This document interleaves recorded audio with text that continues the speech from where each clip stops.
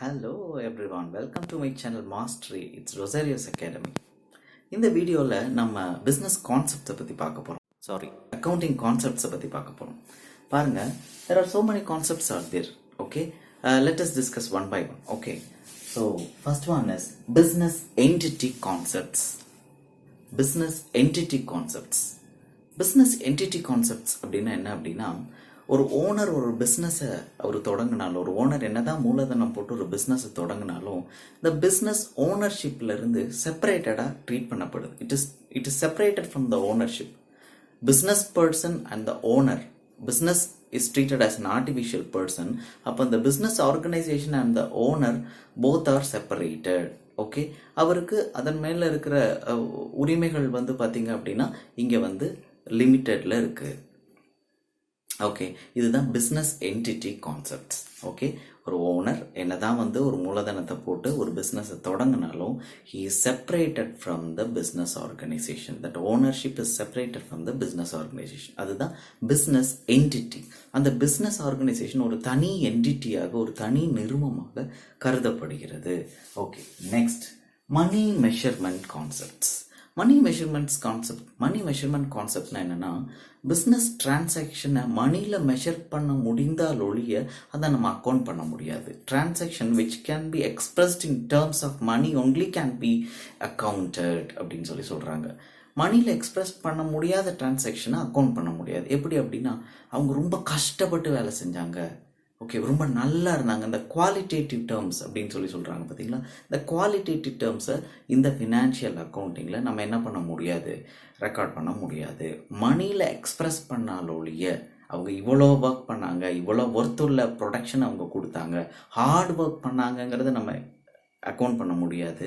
But வந்து அவங்க hard work பண்ணி இவ்வளோ ஒர்த்துள்ள ப்ராடக்டை வந்து அவங்க ப்ரொடியூஸ் பண்ணியிருக்காங்க, இவ்வளோ வேல்யூவில் இருக்க ப்ராடக்டை ப்ரொடியூஸ் பண்ணியிருக்காங்கன்றதை நம்ம அக்கௌண்ட் பண்ணலாம். அந்த மாதிரி ஏதாவது ஒரு டிரான்சாக்ஷன் மணி வேல்யூவை எக்ஸ்ப்ரெஸ் பண்ணலைன்னா, மணியில் அதோடைய வேல்யூ வந்து மணியில் எக்ஸ்ப்ரெஸ் பண்ணப்படலைன்னா அதை நம்ம அக்கௌண்டிங் பண்ண முடியாது, அந்த அக்கௌண்ட் பண்ண முடியாது. அதுதான் மணி மெஷர்மெண்ட் கான்செப்ட் சொல்லுது. Third one is going concern concept. ஒரு கம்பெனி, ஒரு பர்சன் ஒரு கம்பெனியை தொடங்கினதுக்கப்புறம், ஒரு முதலாளி, ஒரு ப்ரொப்ரைட்டர் ஒரு கம்பெனியை தொடங்கினதுக்கப்புறம் அதுக்கு ஒரு எட்டர்னல் லைஃப் கிடைச்சிருது. as I told you earlier, it is treated as a separate entity. அந்த separate entity has an unextended life. Okay, extended life. Okay, extended life அதுக்கு வந்து பார்த்தீங்க அப்படின்னா ஒரு முடிவு கிடையாது. ஓகே, இவ்வளோ நாள் தான் அந்த கம்பெனி இருக்கும், இவ்வளோ நாளுக்கு அப்புறம் இருக்காது அப்படின்றது கிடையாது. அதான் கோயிங் கன்சர்ன். அது பாட்டுக்கு என்ன ஆகிட்டு இருக்கும் அதோட லைஃப்பில். ஒரு ஹியூமன் பீயிங்க்கு கூட ஒரு லைஃப் எண்டு இருக்குது, முடிஞ்சிடும். பட் வந்து இந்த ஆர்டிஃபிஷியல் பர்சனுக்கு, அந்த பிஸ்னஸ் என்டிட்டிக்கு வந்து பார்த்திங்க அப்படின்னா ஒரு முடிவு கிடையாது. That is what the real mean of going concern concept. when it comes to the fourth one, accounting period concept. ஒரு பர்டிகுலர் பீரியட்குள்ளே நடந்த பரிவர்த்தனைகளை வந்து, டிரான்சாக்ஷன்ஸை வந்து அந்த பர்டிகுலர் ஃபினான்ஷியல் இயரில் நம்ம அக்கௌண்ட் பண்ணி நம்ம வந்து ஃபினான்ஷியல் பொசிஷனை நம்ம எடுக்க முடியும், ரிவீல் பண்ண முடியும்னு சொல்கிறாங்க. ஏன் அப்படின்னா, இங்கே எதை சொல்கிறாங்க அப்படின்னா ஃபினான்ஷியல் பீரியடை சொல்கிறாங்க. Normally financial period starts by 1st of April and it ends by 31st of March இல்லையா. ஸோ இதுதான் நம்ம இந்தியாவில் ஃபாலோ பண்ணிகிட்டு இருக்கிற ஃபினான்ஷியல் பீரியட். அதை விட்டாலும் யூஷுவல் கேலண்டர் இயரையும் ஃபினான்ஷியல் பீரியடாக நிறைய பேர் ஃபாலோ பண்ணுறாங்க. பல கண்ட்ரீஸில் ஜனவரி டு டிசம்பரும் ஃபாலோ பண்ணுறாங்க. ஓகே, ஸோ பட் நம்ம இந்தியாவை பொறுத்த வரைக்கும் நம்ம ஃபாலோ பண்ணுற ஃபினான்ஷியல் இயர், அகாடமிக் இயர் எப்போ தொடங்குது, ஜூன்லேருந்து மார்ச் ஏப்ரல் வரைக்கும் இருக்கிற மாதிரி ஃபினான்ஷியல் இயரை நம்ம April 1st March 31st வரைக்கும் சொல்கிறோம். ஸோ இப்போ அதுக்கு இடையில் நடந்த டிரான்சாக்ஷன்ஸை வந்து அந்த பர்டிகுலர் ஃபினான்ஷியல் இயருக்குள்ளே நம்ம கொண்டு வந்து நம்ம ஃபினான்ஷியல் பொசிஷனை, அக்கௌண்டிங் பொசிஷனை நம்ம தெரிஞ்சுக்கிறோம். நெக்ஸ்ட் ப்ராஃபிட் ஆர் லாஸ் அப்படிங்கிற ஒரு விஷயத்தை நம்ம தெரிஞ்சுக்கிறோம். Next accounting cost concept. It doesn't mean that all the assets are accounted in the historical cost அப்படின்னு சொல்கிறோம். இது அக்கௌண்டிங் காஸ்ட் அப்படின்னா ஹிஸ்டாரிக்கல் காஸ்ட்னு அர்த்தம். ஹிஸ்டாரிக்கல் காஸ்ட்னா என்னென்னா, ஒரு லேண்டை வாங்குறாங்க அப்படின்னா அந்த லேண்டோடைய வேல்யூ என்ன கொடுத்து வாங்குறாங்களோ அந்த வேல்யூவில் அதை நம்ம அன்றைக்கி ரெக்கார்ட் பண்ணுறோம். அதில் இருந்து தான் நம்ம வந்து அந்த வேல்யூலேருந்து தான் டெப்ரிசியேஷன் பார்த்து எவ்ரி இயர் நம்ம அதை கேரி ஃபார்வர்ட் கொண்டு போகிறோமே ஒழிய, அந்த மார்க்கெட் வேல்யூ திடீர்னு 1.5 லட்ச ரூபா போட்டு வாங்கின ஒரு லேண்ட் வேல்யூ வந்து ஒரு 2 வருஷத்தில் 20 லட்ச ரூபா மார்க்கெட் வேல்யூவில் இருக்குது அப்படின்றதுக்காக நம்ம அந்த மார்க்கெட் வேல்யூக்கு மாற்ற முடியாது. இதுதான் வந்து accounting concepts. All the assets are accounted in an historical cost. Okay. Then when it comes to the dual aspect concept, நம்ம இது accounting dual double entry system ஓட basic principles follow பண்ணிருக்கு. Dual aspect concept. Dual aspectsனா என்னது? ஒவ்வொரு டிரான்சாக்ஷன்லையும் ரெண்டு account வந்து involve ஆகிருக்கும். கண்டிப்பாக ரெண்டு இன்வால்வ் ஆகிருக்கும்ன்றதுல ஒவ்வொரு டிரான்சாக்ஷனும் ரெண்டு அக்கௌண்ட்டை வந்து என்ன பண்ணும், அஃபெக்ட் பண்ணும். அந்த ரெண்டு ஆஸ்பெக்ட்ஸையும் நம்ம என்ன பண்ணக்கூடாது, மிஸ் பண்ணிடக்கூடாது. நம்ம ஏற்கனவே ப்ரீவியஸ் வீடியோவில் பார்த்த அந்த சிங்கிள் என்ட்ரி சிஸ்டம் பற்றின இன்ட்ரோடக்ஷனில் அதில் இருக்கிற மெயின் ட்ராபேக்கே என்னது, அது ஒரு ஆஸ்பெக்டை அக்கௌண்ட் பண்ணிவிட்டு இன்னொரு ஆஸ்பெக்ட் அது வந்து என்ன பண்ணிடுது, விட்டுருது. அதனால் ரியல் அக்கௌண்டிங் இன்ஃபர்மேஷன் நமக்கு வந்து முழுமையான ஒரு தகவல் வந்து கிடைக்கிறது இல்லை. ஸோ இந்த டூயல் ஆஸ்பெக்ட் கான்செப்ட் படி என்ன ஆகுது, அதை வந்து நம்ம அவாய்ட் பண்ணுறோம். ரெண்டு ஆஸ்பெக்ட்ஸையும் நம்ம ரெக்கார்ட் பண்ணுறதுனால ஒரு முழுமையான அக்கௌண்டிங் தகவல் நமக்கு கிடைக்குது. Okay. when it comes to the realization account, realisation account அப்படின்னா என்ன அப்படின்னா, அது ரியலைஸ் ஆயிடுச்சு, அது வந்து நமக்கு வரப்போகுது, வர்றதுக்கான ஒரு தகுதியில் இருக்குது அப்படின்னா மட்டும்தான் அதை நம்ம அக்கௌண்ட் பண்ணணும் அப்படின்னு சொல்கிறாங்க. இப்போ 5 வருஷம் இன்சூரன்ஸ் ப்ரீமியம் கட்டுறீங்க, 5 வருஷம் நீங்கள் கட்டி முடிச்சதுக்கு அப்புறம் தான் அது வந்து என்ன ஆகுது, ரியலைஸ் ஆகுது.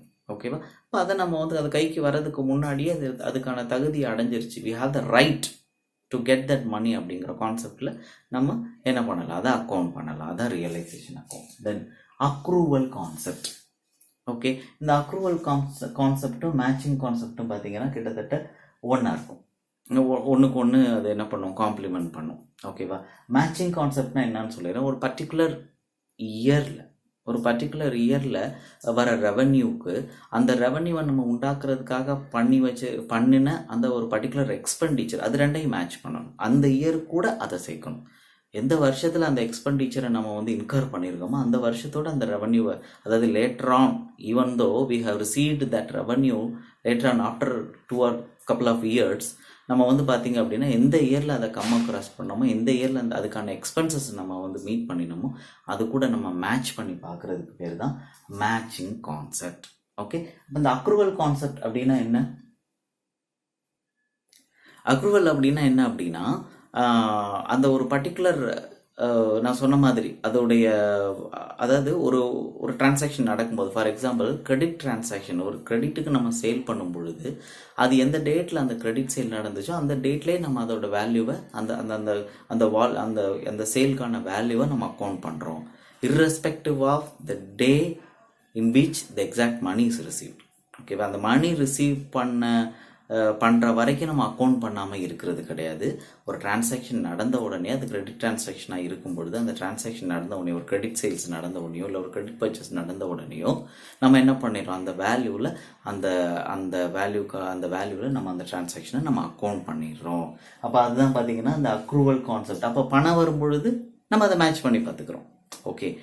when we are receiving the money even after a couple of years, அப்போ அந்த இப்போ ஒரு கிரெடிட் சேல்ஸ்னும் போது couple of years கிடையாது, ஒரு couple of months, ஒரு 30 days 20 days வரும்பொழுது எந்த டேட்டில் நம்ம அந்த சேலை நம்ம இன்கர் பண்ணமோ அந்த சேலோட நம்ம என்ன பண்ணிக்கிறோம், அந்த வர இன்கம், அந்த சேலுக்கான வேல்யூவை நம்ம எக்ஸாக்டாக அந்த மணியை நம்ம ரிசீவ் பண்ணும்போது அது கூட மேட்ச் பண்ணி பார்க்குறோம். அதனால தான் இந்த அக்ரூவல் பேசிஸை பேஸ் பண்ணி இந்த மேட்சிங் கான்செப்ட் இருக்குன்னு சொன்னேன். ஸோ இதெல்லாம் வந்து முக்கியமாக நம்ம தெரிஞ்சிக்க வேண்டிய அக்கௌண்டிங் கான்செப்ட்ஸ். இந்த அக்கௌண்டிங் கான்செப்ட்ஸை பேஸ் பண்ணி தான் நம்ம ஃபினான்ஷியல் அக்கௌண்டிங்கில் ஒவ்வொரு டிரான்சாக்ஷனையும் நம்ம ட்ரீட் பண்ணுறோம், அக்கௌண்டிங் ட்ரீட்மெண்ட் கொடுக்குறோம். Okay, thank you so much for listening. Let us discuss more at our forthcoming videos. Thanks a lot. Thanks for watching.